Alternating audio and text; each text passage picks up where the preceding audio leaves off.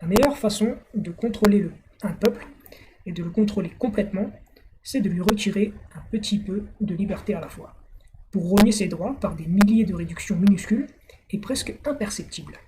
De cette façon, les gens ne verront pas qu'on leur retire ses droits et ses libertés jusqu'au point où ces changements ne pourront plus être inversés. Ça vient d'Adolf Hitler dans son livre Mein Kampf, Mon combat.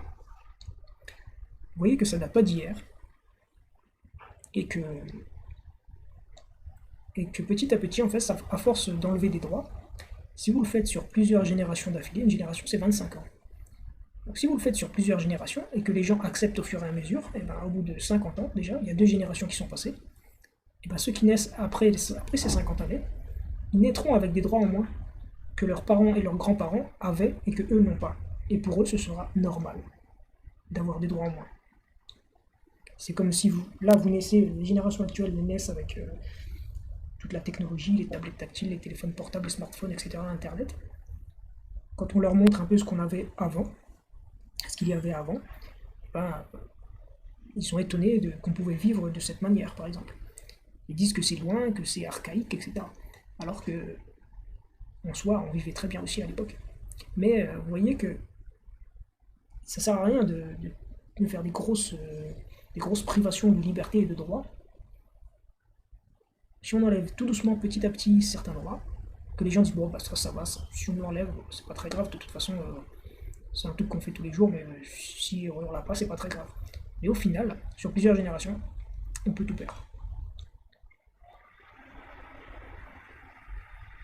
Alors, on va voir maintenant un autre mensonge alors des gens qui avaient encensé le professeur Raoult pendant la pandémie, qui avait été soigné par le professeur Raoult à l'IHU de Marseille, et qui tout début lui jetaient des fleurs, sont allés chez lui pour se faire soigner. Comme ils ont été soignés, ils ont dit ok c'est génial, ça marche très bien et tout. Et juste après il y a eu le Covid, Raoult a été blacklisté, etc.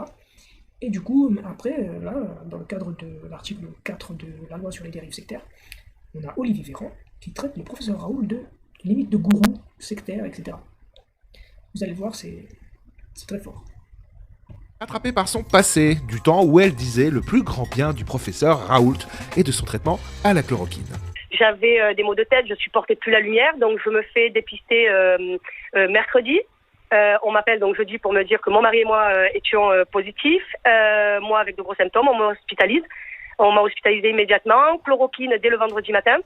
Vendredi soir, je commençais à me sentir mieux, donc on m'avait dit que j'avais une charge virale très importante, des lésions pulmonaires au scanner. Et samedi matin déjà mieux, mais vraiment mieux. Ah ouais? Ici, à Marseille, l'IHU, en tout cas moi, j'ai été prise en charge, mais comme beaucoup de patients, quand j'allais faire mes scanners, j'étais avec d'autres patients, on échangeait. On a été formidablement pris en charge par les services de Didier Raoult, donc à l'IHU. Ce que j'ai vu, en tout cas techniquement, sur les analyses sanguines, avant la première prise, une charge virale très importante.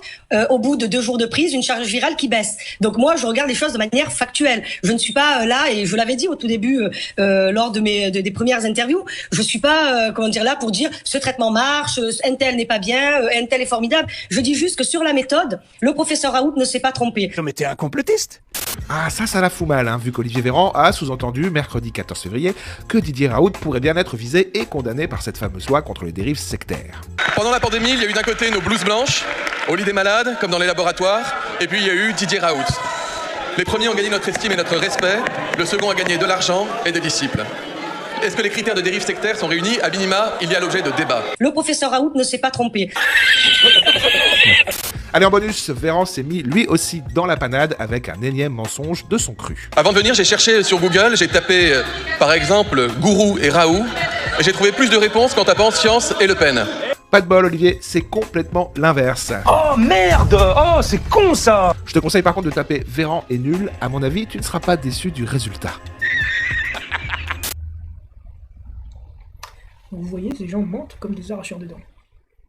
Aujourd'hui, ils peuvent être votre meilleur copain, vous jetez des fleurs, et le lendemain, vous êtes un charlatan, un gourou de secte, qu'il faut absolument détruire parce qu'ils veulent faire passer une loi qui va dans ce sens et qu'on leur a demandé de faire passer une loi qui va dans ce sens. Donc du coup, aujourd'hui vous êtes copains, demain vous êtes l'ennemi.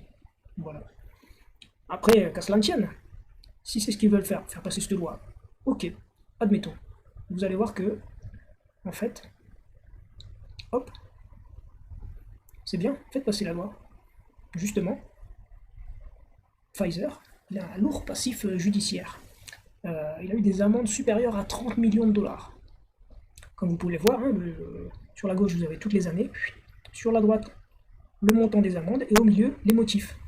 Donc, on parle de dérives sectaires, de gourous, de charlatans. Et bien, ça tombe bien. On pourra porter plainte contre ce laboratoire pharmaceutique, grâce à ce genre de papier qui montre le passif judiciaire qu'a Pfizer, par exemple.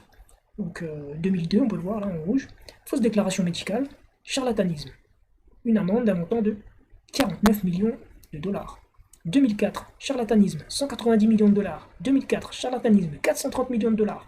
2005, charlatanisme, 124 milliards, etc. 2006, charlatanisme, 2008, charlatanisme, 2009, charlatanisme, 2012, 2013, 2014, 2016, charlatanisme.